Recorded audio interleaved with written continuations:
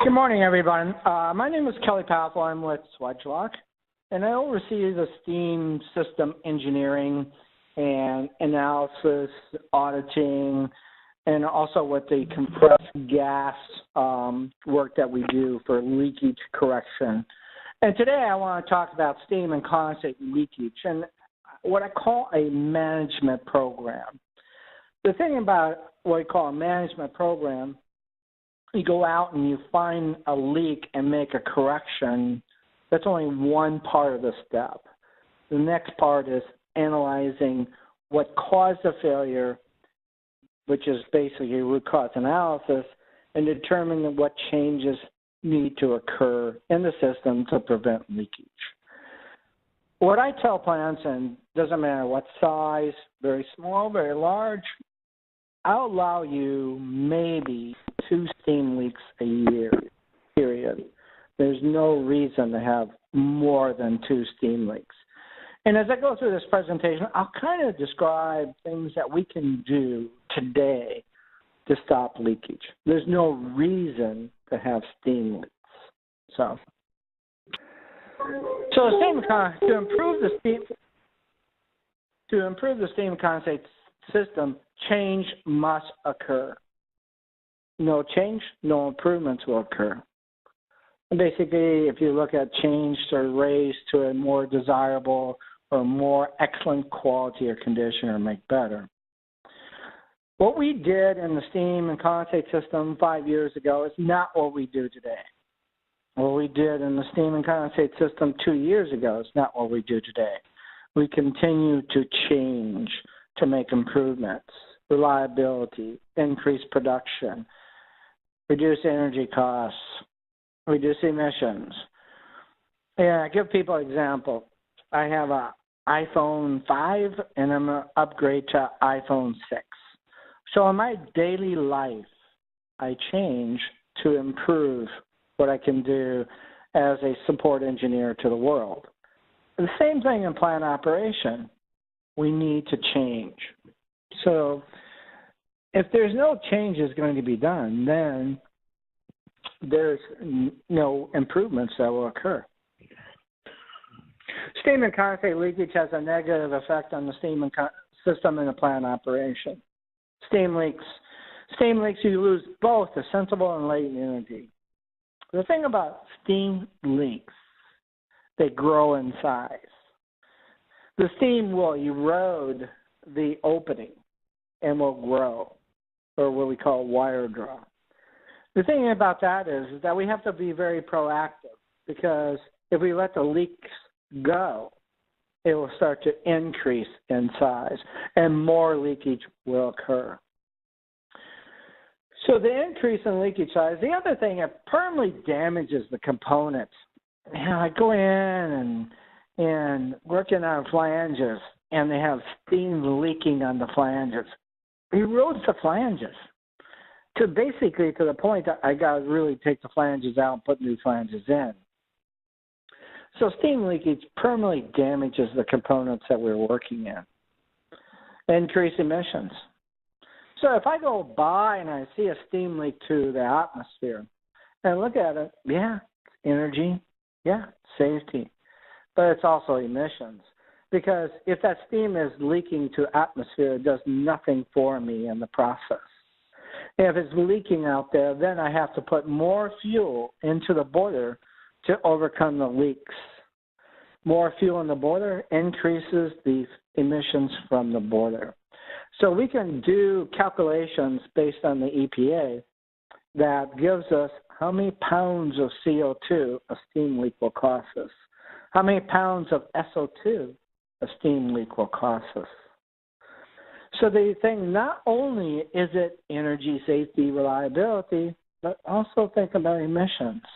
I've done steam leak corrections for plants that are in containment areas.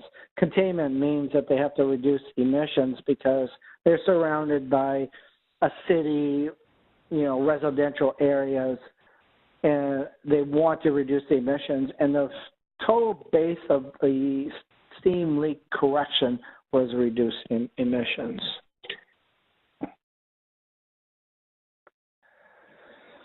Steam leaks, one of the top 5 greatest paybacks.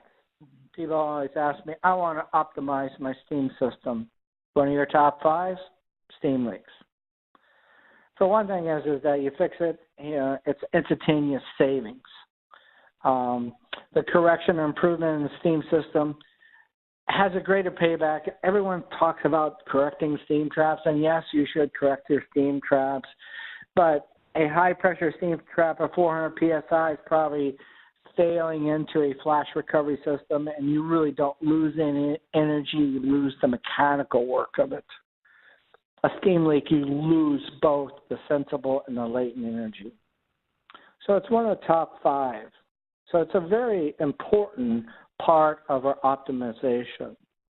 The other thing is most leaks can be corrected without capital expenditure. That means that I'm not going in and putting in, like improvements on the boiler. I got to put a new economizer in or put an economizer in, which is a capital expenditure.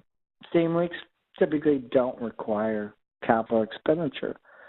So it makes it a very viable part of our optimization of our steam and condensate system.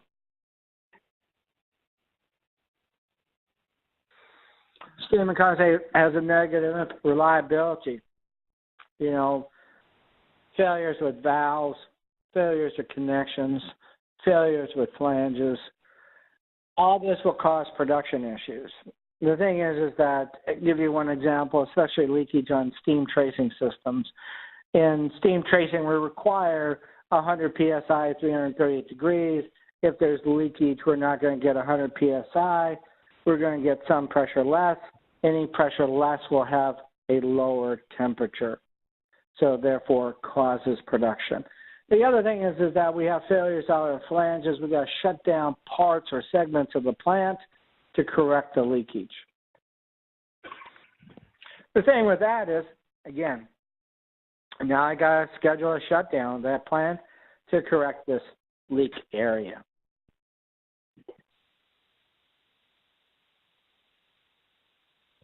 Safety. One of the things is a safety. Leakage is a hazard. The steam is hot, can burn. Visibility. I've got in plants that you can't walk through the tunnel area because there's so many steam leaks you cannot see. I've been in different plants where they have sections of the plant, taped off that you can't enter because of too many steam leaks. Bogs up your safety glasses and you can't see. Steam has a high temperature. Coming out the atmosphere is 212 degrees, and it can cause burn. Condensate leaks. Walk in a facility and they have condensate leaks, and the condensate's pouring down onto the ground level or the first floor or whatever floor level, and the condensate coming out is 212 degrees. OSHA says anything over 140 degrees or higher, we have to protect plant personnel from burn hazards, which is really good.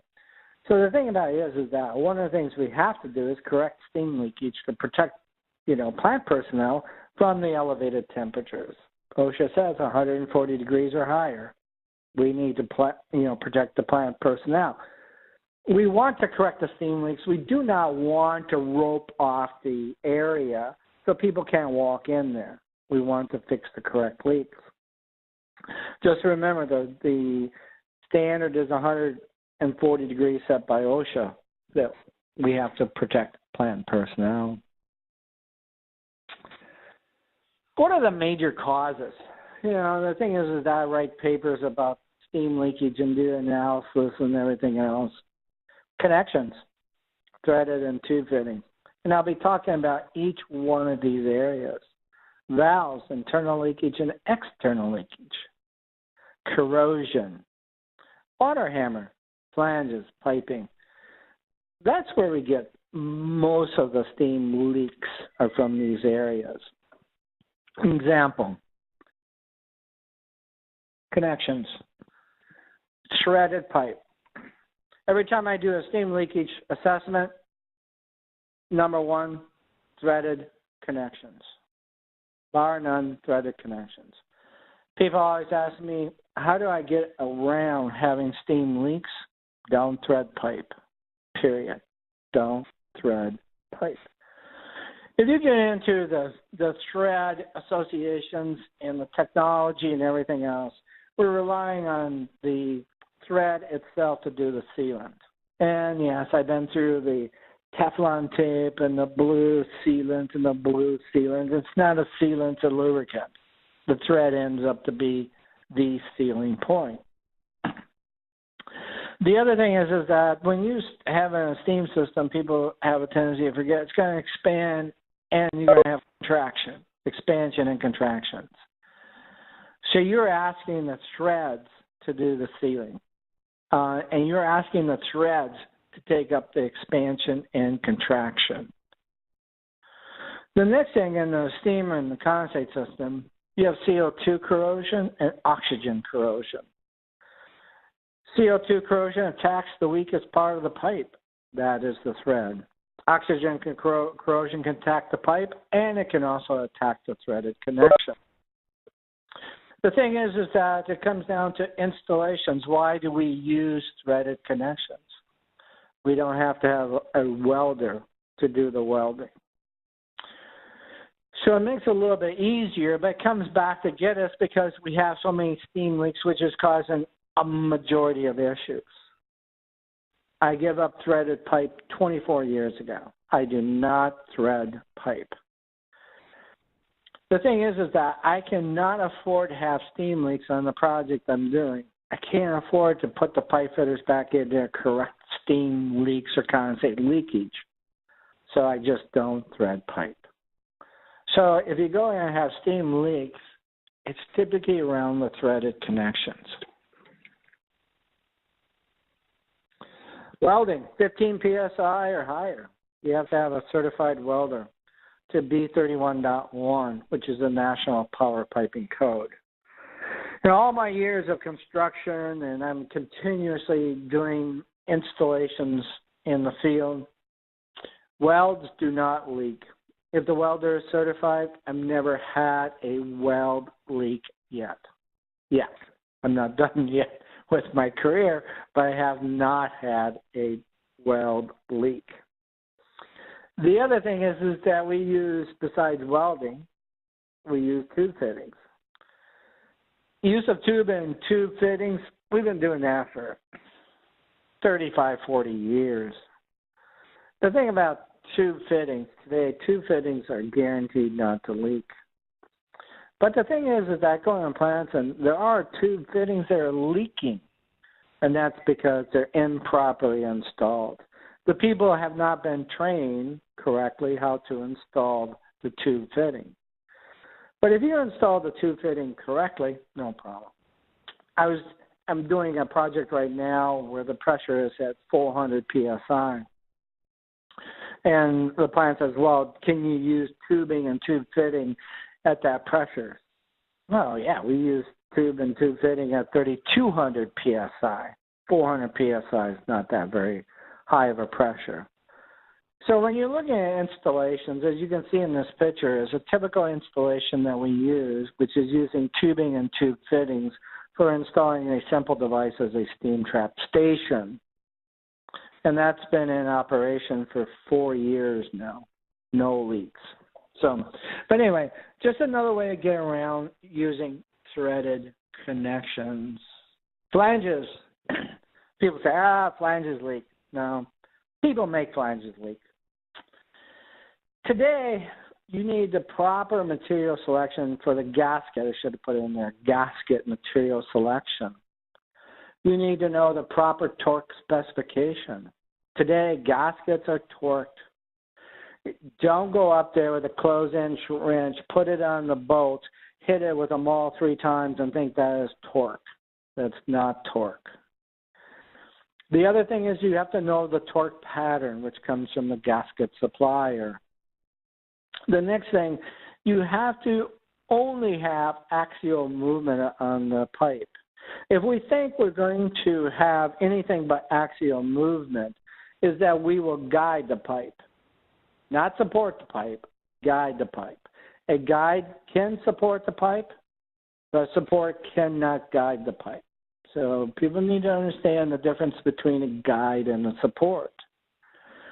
If you do that, then as you see this picture, this piping system, which are flange valves, have been in there 25 years, okay? Never really been touched because they used the proper gasket material, they used the proper torque specifications and the torque pattern. And they made sure this system here will only have axial movement on the flanges, thus have no leakage. Just remember, flanges do not leak today. So then we get talking about valves, internal leakage. And valves, we out there in the system, we use them as blow-off valves on steam lines, condensate headers, isolation, drain valves, a multitude of different applications. And we get internal leakage. As you can see this in the picture, this valve is in the closed position, and it's been leaking, and the wire draw just totally destroyed the internals. The other thing that we have a problem with is on valves is external leakages, which is the packing, which comes up probably after threaded connections as a second major contributor to steam leakage. And then we have bonnet leaks. Not too often, but we do have them. The thing about internal leakage is you have to understand FCI and API standards. Any valve you put into the steam system today, FCI standard must be class 4 or higher. Class 4 or higher. The highest classification is 6. If you want to buy class 6 valves, great. That's no leakage. Or no, I shouldn't say no leakage, very, very, very low leak rates. The API standard is 3 bubbles or less, which means putting 80 psi on one side of the cavity in the vertical position and filling the other cavity with water and counting the bubbles per minute. And API says no more than 3 bubbles per minute. A lot of vendors will say, my valve is bubble tight, which are saying no bubbles in a minute. But you need to understand these classifications. If you're going out to, and not so much on the control valves, as you can see in this picture, the green is the control valve, but as the isolation valves before and after it. If you don't specify the class shutoff, you get class 1, which is what we call a commodity valve. It leaks like a river. And you get what the picture showed on the previous slide, a tremendous amount of leakage. So the thing is today, when you write the purchase order, as I do, is on my purchase order for my isolation valves, no matter if it's a half inch or it's 24 inches, I put on there either the API requirements or the FCI standard. The next thing on valves is external leakage. And one of the things people use is gate valves, gold valves. And the last great revolution we had in a gate valve was 1941. There's nothing new with gate valves. The technology didn't, accelerate or improve the valve. The technology went the other way to reduce the cost because people buy gate and gold valves by cost. And the thing is that then you get not only a lot of internal leakage, you get external leakage through the packing. And then it causes, again, major issues. Other valve types, specifically in ball or butterfly, technology has accelerated in the last 15 years. For one reason, we use them for all types of gases. And we're using them in gases that we cannot have external leakage. So why not use the same technology in steam or condensate so we do not get external leakage? But anyway, look at changes in valves. Corrosion. The thing is that in condensate system, most of the corrosion is due to CO2 corrosion, carbonic acid. In the boiler plant, we are treating it with amines. Either it can be a filming or neutralizing amine to counter the carbonic acid. The thing with the leakage condensate lines is the condensate, you allow the condensate to cool down to roughly around 204 degrees, and the condensate, the CO2 corrosion gets very aggressive and can schedule 80 piping very fast. The standard for condensate return line should be stainless steel, but people don't do that. They're worried about the cost. But just remember one thing about condensate, 16% of your energy sits in the condensate. Why let it go to the ground? So the thing is that to keep, counter CO2 corrosion, keep the condensate temperature as high as possible. If you can get the condensate temperatures to 250 degrees, or what we call pressurized return system, then you reduce the amount of CO2 corrosion that's going to occur. If you're going to put condensate lines in, do not use Schedule 40 piping, use Schedule 80 piping, which it will last a little bit longer. Steam piping, CO2 corrosion is not very prevalent. Very, very, very seldom do I find CO2 corrosion in the steam piping. The thing is that the steam piping will have high temperatures where CO2 corrosion is not prevalent. But in steam lines, we'll have oxygen corrosion. So in the steam lines, you should be checking your deaerator for performance of removing non-condensable gases, one of them being free oxygen from the feed water and the makeup water. The standard in the industry, or ASME standard, 7 parts per billion oxygen or lower. 7 parts per billion or lower. So just to go a little bit on the correction roadmap, the thing about it is that if you can inject amines into the steam system and then just get with the chemical supplier and see what he has available for countering CO2 corrosion. Condensate lines, I really would prefer you use stainless steel, but that's your preference. If you don't, use Schedule 80 piping. Do not use Schedule 40. Steam piping, as I was saying, the area should be tested twice a year, and that's dissolved oxygen test. And there's a standard, ASME standard for doing that task, which means remove the sulfite from the deaerator operation and do the test, and your level should be 7 parts per billion or less. Now, same thing as you should go out in your steam system and check for dissolved oxygen out in the steam system.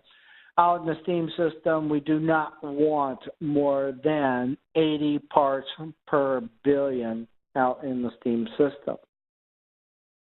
And people ask me, the deaerator's in operation. How do we get air into the system? Startup procedures. People do not vent air from the steam lines at startup, and then do not vent air very well from the process, and we get air entrainment. So those are some of the things that you can do for your correction roadmap. Waterhammer. 4 types of waterhammer: hydraulic flow, differential, thermal shock. I can talk for 3 days on waterhammer. Solution: no waterhammer. No steam system should have waterhammer. 0. There's no reason for it. If you do have waterhammer, you hear that pinging, banging, just remember one thing. It's telling you you've done something wrong. Come and fix me.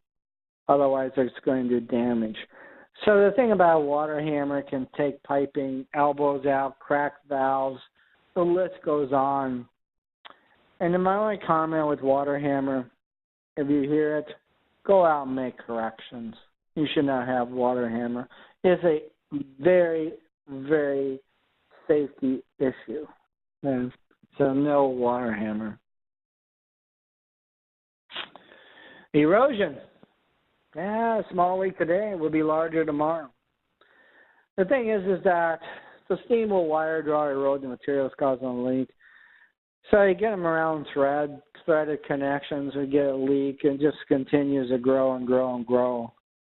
And we do have processes where we cannot shut down. I used to be in charge of a power plant, and I only had 1 shutdown per year. the thing with the shutdown, if I had steam leak, I had to wait for 300 days till my next shutdown. So it does cause issues and stuff like that. There are people in the field, in the industry, that will come in and fix steam leaks online. So if there is a steam leak and you cannot shut down, you might want to take a look at these people, and they'll come in and seal the leak. They will not fix the leak. They'll seal the leak online. So anything on steam leakage, we really want to be proactive. And the proactive is changes. What are we going to change to stop from the leak from occurring again? And that's where it's proactive. So, production leaks will create system pressure losses in the system, which will basically lower pressures, lower temperatures. So on small applications, process applications, it becomes very, very problematic. Larger applications, not so much. But small applications, we get steam leaks. When you lose pressure, we lose temperature. The thing with steam, it's, if you have 100 psi, it's 330 degrees. If you don't have 100 psi, you're not going to get 330 degrees. So if you have steam leakage, you have lower pressures, you're going to get lower temperatures. And then basically that's really why you want to be proactive. Reliability. One of the things is the reliability of valve selections. And so the thing is for one thing is reliability, you got two things. You got code. So the code, either you're on ASME, the boiler code, or you're on B31.1 or B31.3, you're under some code. And the code says the valve has to be rated for the highest pressure and temperature, which is where the safety valve is set. The code doesn't tell me that the valve can be very unreliable or it can be reliable. So you have to, as a buyer of components or designer of components or operator of a system with components, you have to look at the valve and determine if it's going to be reliable or not. We do have valves that we put in the steam system, and the vendor has a lifetime warranty on the valve. Lifetime. And then we have valves that can go in the system to meet the code, and the warranty is when you take it out of the box. There is no warranty, okay? It's going to leak like a river. So the thing is that valves, we should be getting somewhere around 30 years operation out of a valve without any issues. Same thing with steam trap selections, leakage through the bonnet of the steam trap or through the side of the steam trap. Again, we have two things, code and a reliability. Steam traps, minimum 15 years operation, anything below 300 psi. Blowdown valves, same thing, material selections. My thing is material selections, the thing is that I only use cast steel and stainless steel. I'm very, very seldom ever use cast iron valves in the steam system. For one thing is code issues and things like that. So I'm always looking at cast steel or stainless steel in my valve selections to get the reliability that I want in the system. So safety. Thing is that I come into the plant and then I got safety training on Monday morning at the plant. Coming up here, and they're going to tell me if I climb a ladder, and then, if I do this, I need my SL2 monitor and H2S monitor and all the things. And I really do want to be safe. I really do want to be safe. And then I go out and I have to walk through steam leaks and condensate leaks, and my safety glasses get fogged up with the steam and I can't see, and it creates a problem. And steam condenses to condensate, creates water in the air. In colder climates, believe me, it freezes and causes hazard, ice formation. I've been in plants where they can't go into one segment of the plant because of all leakages, just straight ice. So there's a multitude of reasons, to correct steam leakage, and safety is one of them. Remember, OSHA says 140 degrees. Part of your program, this is a vital point. Just don't go out and fix the leaks and then expect it not to leak again. You got to do root cause analysis, and it has to be part of the management program. It really, really does. You have to understand failure, and once you understand failure, make changes to improve the system. Change has to occur from design, installation, selection of products, vendor selection. Change has to occur. So the thing is that just don't go out and fix leaks, because the leaks will come back again. So make changes. Don't accept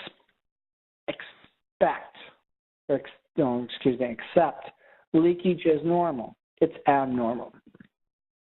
I've been in very, very large plants that have 4 steam leaks and think that is outrageous. I've been in plants that have 400 steam leaks and don't think anything about it. So make it a normal not to have steam leaks and abnormal to have it. So